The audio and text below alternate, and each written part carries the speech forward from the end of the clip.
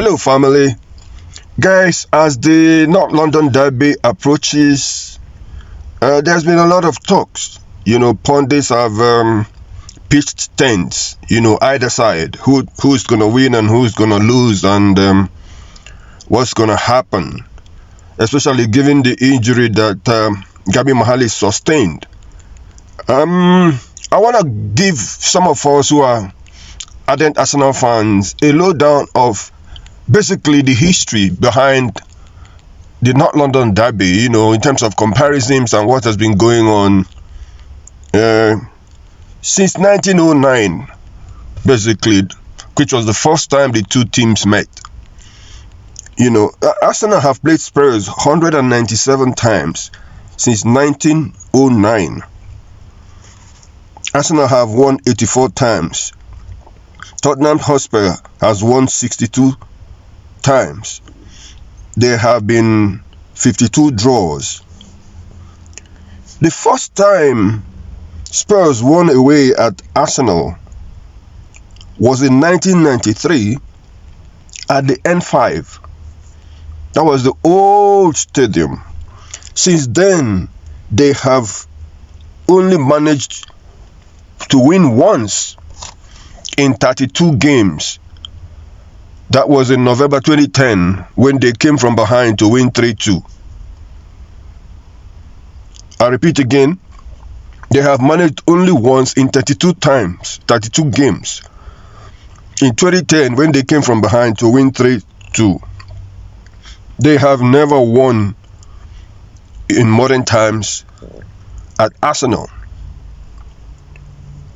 Since 2020, or rather, let me say, under Mikel Arteta, he's played them 10 times. He has played them 10 times. He's won 6 times, drawn once, and lost 3 times. This is home and away that I'm talking about.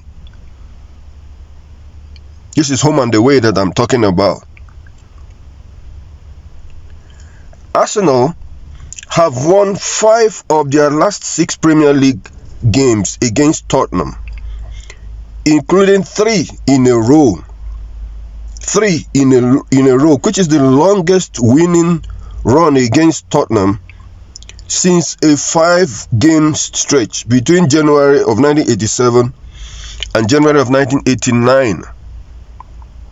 So, shall Arsenal beat Tottenham on Sunday in the NLD? It will be 4 in a row. 4 in a row. It's amazing, how people think that this group of Arsenal players now, with the focus they have and how strong their mindsets are, will lose to Tottenham on Sunday. Despite Thomas Frank or no Thomas Frank, it's understandable. Yes, they won 1-0. That was a preseason friendly. That nothing mattered and there was nothing there anybody's contesting for. In 32 seasons of the Premier League, Spurs have finished above Arsenal on 8 occasions only, meaning Arsenal have finished on 24 occasions above Tottenham Hotspur. How do we compare this? Opta, the supercomputer, has put Arsenal as the overwhelming favourites to win on Sunday with a 69% chance. Spurs, they gave 13.7% and 17.3% chance of a draw. That is the computer talking now, not me saying this.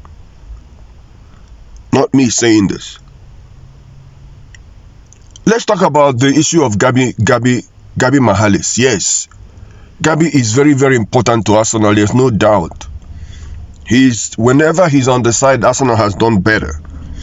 Since 2020, when Gabi joined Arsenal, we have played 171 games with him on the side.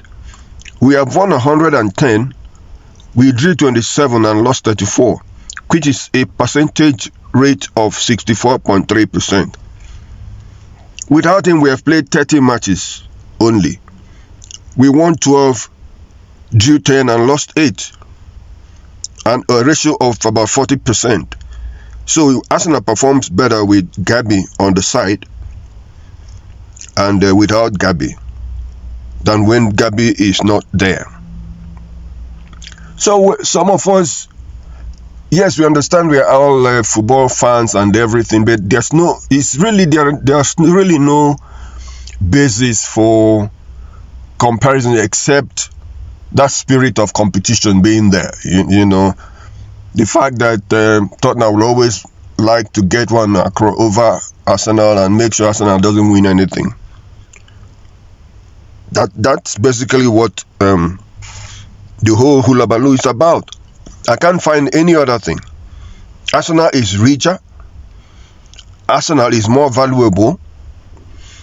Arsenal has a fan base of almost 43 million compared to Spurs 34 million.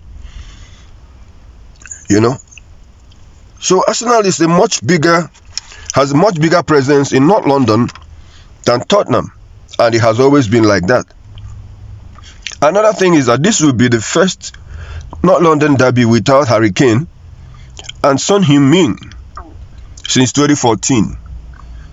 It will be interesting to see how they will perform against Arsenal, because these two, they've been iconic for them. These were their two most iconic players that have struggled and scored against Arsenal immensely over the years.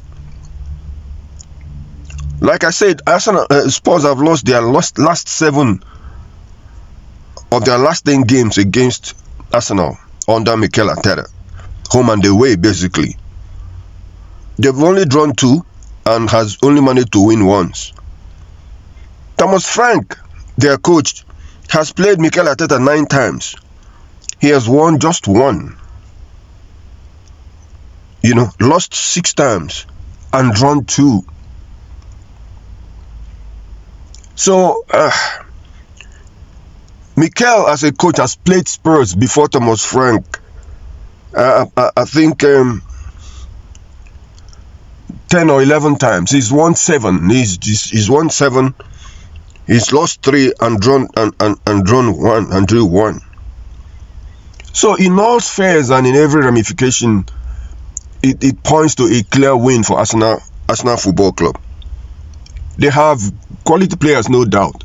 Their most impressive or most valuable player is Xavi Simons, who is valued at about 70 million euros. But Arsenal has Bukayo Saka, who is valued at about 140, double the value of Xavi Simons. They have qualitative players, no doubt, from the midfield to the attack to the defense. They are okay. They are okay. But are they good enough to go to the Emirates and beat Arsenal? This particular Arsenal at this point, I don't think so. I don't think so. Let's talk about the players that may come in for Gabi Mahalis. Guys, we have solid, well-proven players. Piero Hincapi is only 23 years, but he's played. He has international experience. He's played for his country, Ecuador. He's been playing for Ecuador for a while now. He's one of the best defenders at Bayer Leverkusen before he came to Arsenal. He is a monster. He's almost like Gabi. And he's a very, very versatile, plays with both feet. So what are we talking about? Christian Mosquera is a baby that plays like a man. We've seen what he can do. So shall Arteta decide to go with him? We are covered. We saw what he did when Saliba was out for a couple of weeks earlier in the season. Calafiori is an enigma. It is a player you can never define. It is a player you can never define, and he is also a versatile defender that can come in and do the job if required.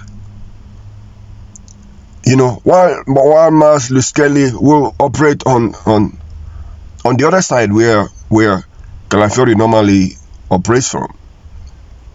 So we are covered, no fears. I don't think there's anything to be fearful of.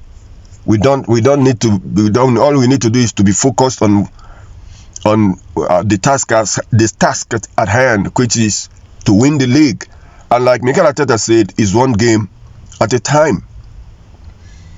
So guys, let's gather at the Emirates on Sunday and give our team the adequate support that it needs to get a win. The week will be very, very, very tedious, will be very challenging, but it's something we are well equipped to get over successfully, because on Wednesday we play Bayern Munich, then we go to Chelsea.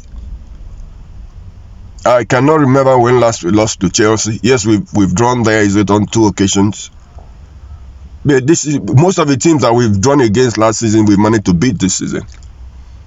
Like I said, Sunderland, people don't realize how good Sunderland is.